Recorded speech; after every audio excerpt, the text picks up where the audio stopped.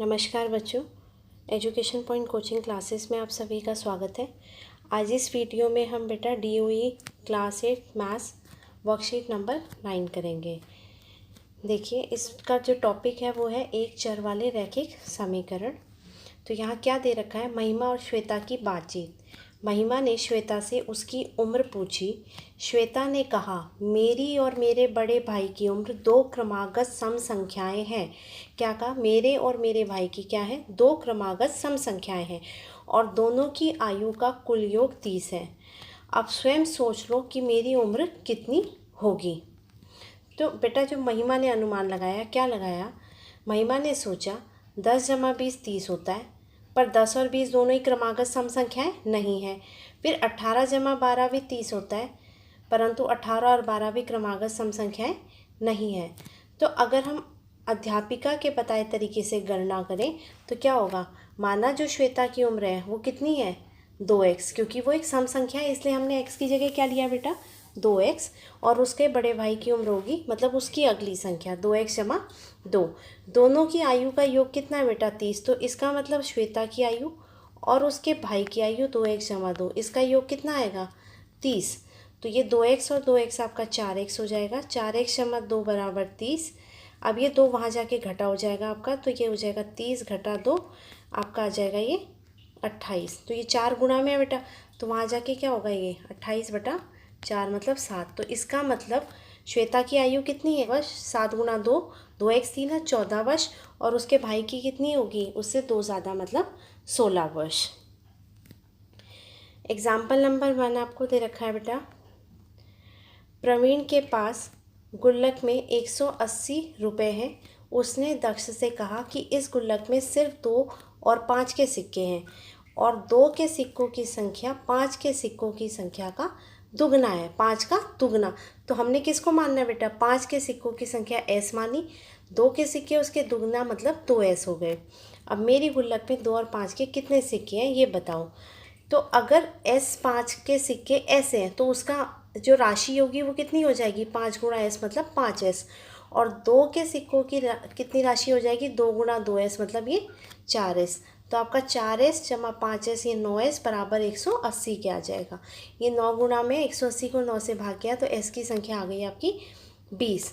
तो 5 के सिक्कों की संख्या कितनी है, s मतलब 20, और 2 के कितने हैं, 2s मतलब 2 गुणा 20, तो ये आ गए आपके 40। अब यहाँ एक कुछ क्वेश्चन आपको दे रखे हैं। आपका क्वेश्चन नंबर 1 जो है, ने एक वस्तुनिष्ठ परीक्षा दी जिसमें कुल 50 प्रश्न थे। सही जवाब देने पर 4 अंक मिले तथा गलत जवाब देने पर 1 अंक काट दिया गया। यदि वीणा ने सभी प्रश्नों का जवाब दिया हो और कुल 80 अंक पाए तो उसने कुल कितने प्रश्नों का जवाब सही दिया और कितनों का गलत। तो हम इसमें क्या करेंगे बेटा, माना सही जवाबों की संख्या हो गई j, तो कुल प्रश्न 50 थे, तो गलत कितने होंगे, j सही थे तो उसमें जो भी बचे मतलब 50 घटा j। सही जवाब देने पर अंक कितने मिल रहे हैं, 4, और गलत पर अंक काटा गया 1। कुल अंक जो उसको मिले हैं वो 80।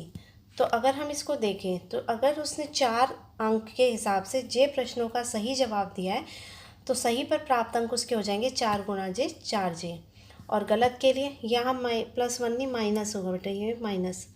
तो यहाँ पर क्या करा, 1 नंबर कट रहा है, कितने प्रश्नों के लिए कटा, 50 घटा j, तो कितने अंक कट गए उसके, 50 घटा j गुणा घटा 1 और बराबर 80 मिले।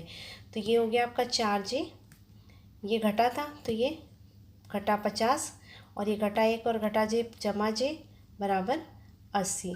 तो ये 4j और j कितना हो जाएगा बेटा, 5j, और ये घटा 50 बराबर 80।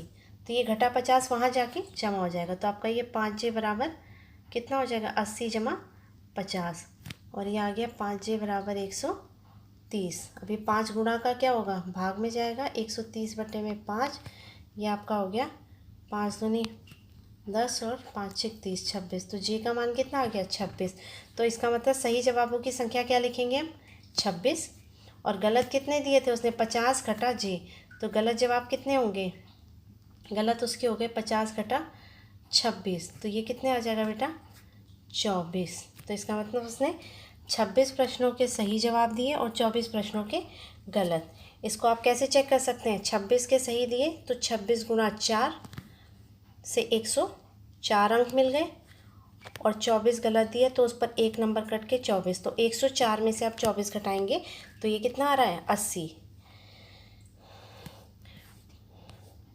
प्रश्न नंबर 2 आपका है, 7 से विभाजित होने वाली दो क्रमागत संख्याओं का योग 343 है, दोनों क्रमागत संख्याएं बताएं। तो माना पहली संख्या x हो गई, दूसरी संख्या क्या होगी, x जमा 7, तो इनका क्या दे रखा है बेटा, योग, तो इसका मतलब x जमा 1 जमा 7 आपका 343। तो यहाँ पर क्या हो जाएगा, x और x 2x जमा 7 बराबर 343, और ये वहाँ जाके क्या हो जाएगा, घटा, तो इसको जब हमने घटा किया तो 2x बराबर आपका आ गया 336। तो x क्या होगा, ये इससे भाग हो जाएगा, और ये भाग करके आपका 168। तो इसका मतलब पहली संख्या हुई आपकी 168, और दूसरी संख्या कितनी हो जाएगी बेटा, x जमा 7 मतलब 168 जमा 7, तो ये आपका आ गया 175। तो हम इसकी जांच कैसे कर सकते हैं, पहली और दूसरी संख्या का योग, तो मतलब 168 जमा 175, आप चेक कर लीजिए ये कितना आ रहा है, 343। तो इसका मतलब ये जांच हो गई आपकी। और जांच करने के लिए आप x में भी रख सकते थे, x में रखते 168 जमा 168 जमा 7, और तीनों का योग करके निकाल लेते और वो आपकी जांच बराबर हो जाती। आज के लिए इतना ही, अब हम नेक्स्ट वीडियो में मिलेंगे। Till then take care, bye.